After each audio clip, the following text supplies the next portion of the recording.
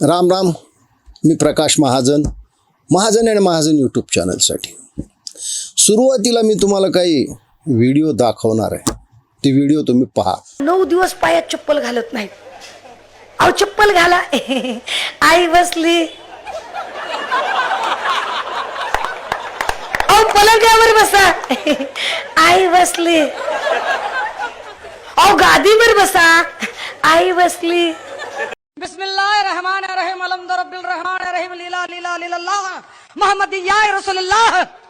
पाहिले या व्हिडिओमध्ये जी व्यक्ती आपल्याला दिसते ते आपल्या परिचयाची आहे. त्या आहेत शिल्लक सेनेच्या म्हणजे उभाटा गटाच्या प्रवक्त्या सुषमा अंधारे. गेली 2 दिवस झाले देशामध्ये विशेषतः महाराष्ट्रामध्ये महिला आरक्षणावर खूप गदारोळ चालू आहे. आणि अशातच या राज्याचे महायुतीचे मुख्यमंत्री देवेंद्र फडणवीस यांनी एक वक्तव्य केलं. त्यांनी वक्तव्य असं केलं की माझ्या स्तराचा जर विरोधी पक्षाजवळ कुणी माणूस असेल तर मी त्याच्यासोबत महिला आरक्षणावर चर्चा करायला तयार आहे. महिला आरक्षण म्हणजे संसदेतलं. झालं आता खरं म्हणजे सुषमा अक्काचा ह्याच्याशी काहीच संबंध नाही.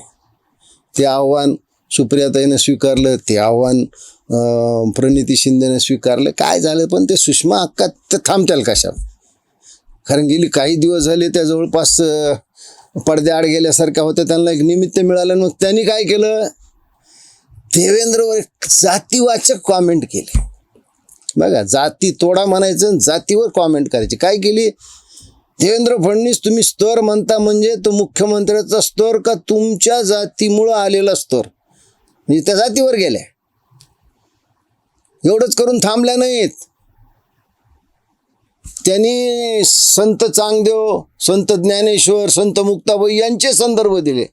अगं महामाया, काही दिवसापूर्वी तुझे वक्तव्य आहे की ज्ञानेश्वर माऊलीनं रेड्याच्या तोंडून वेद वजवले पण माणसाला शिक्षणापासून वंचित ठेवलं. माणसाला म्हणजे तिला काय म्हणायचं होतं? खालच्या वर्गातल्या माणसाला. शिकवण्याचे सामर्थ्य इथल्या संतांमध्ये आहे म्हणून चमत्कार.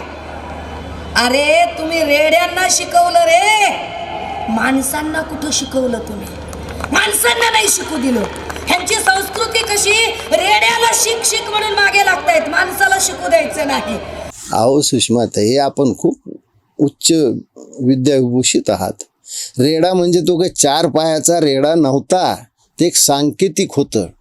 म्हणजे त्या काळात ज्यांना शिक्षणाच्या अधिकारापासून वंचित ठेवलं होतं अशा माणसाच्या तोंडून ज्ञानेश्वर माऊलीनं वेद वधवून घेतले. हे नाही पाहिलं तुम्ही?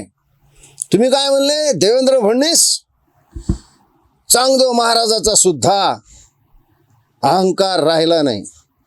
म्हणजे तुम्हाला काय म्हणायचं? देवेंद्र फडणवीसला अहंकार आहे?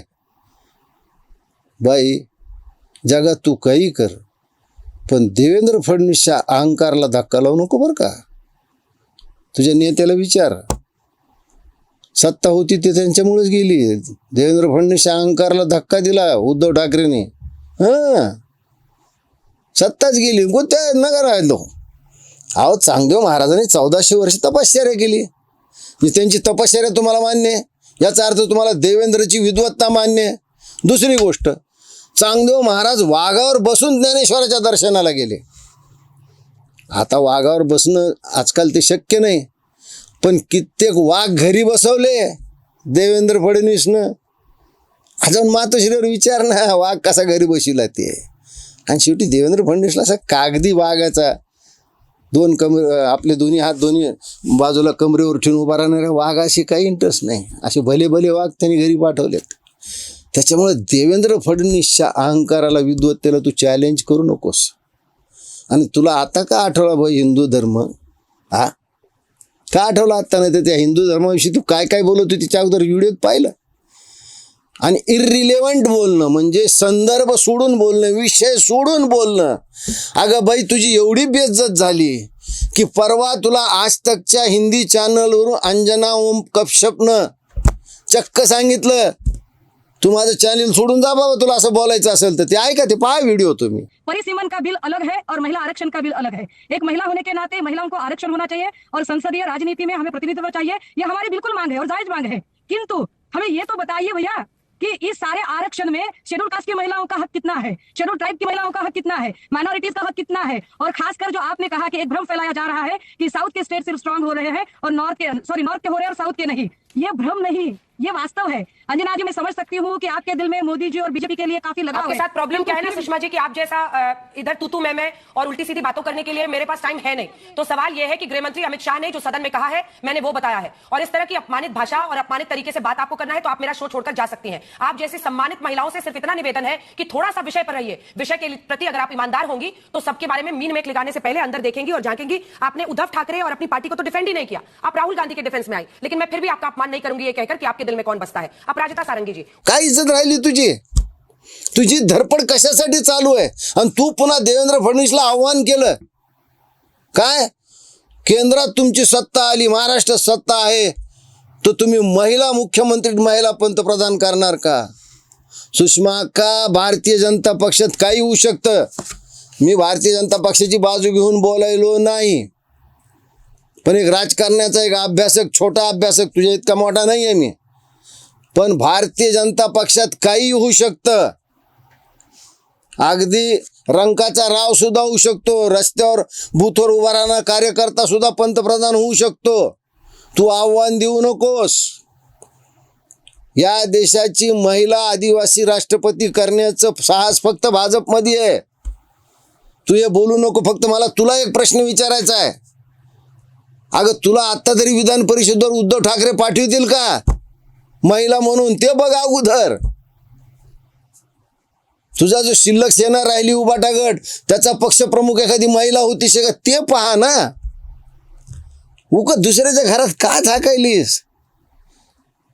कारण काय झालं आहे की आता उभाटा गटाच्या अस्तित्वावरच प्रश्नचिन्ह उपस्थित राहिलेत. त्याच्यामुळं तुझं कसं आहे, तू जेवायला जाती त्यावेळेस बुंदी संपतीन, बाहेर येते त्यावेळेस चप्पल चोरीला गेलेली असते. वंचितमध्ये गेलं काही हाताला लागलं नाही, शरद पवार बरोबर गेली काही हाताला लागलं नाही, इथं आली सत्ता गेली, काय मिळणार आहे तुला? त्याच्यामुळं उगाच तोंडाची वाफ दौडू नकोस. आणि तुला हिंदू धर्माचे उदाहरण देण्याचा काहीही अधिकार नाही.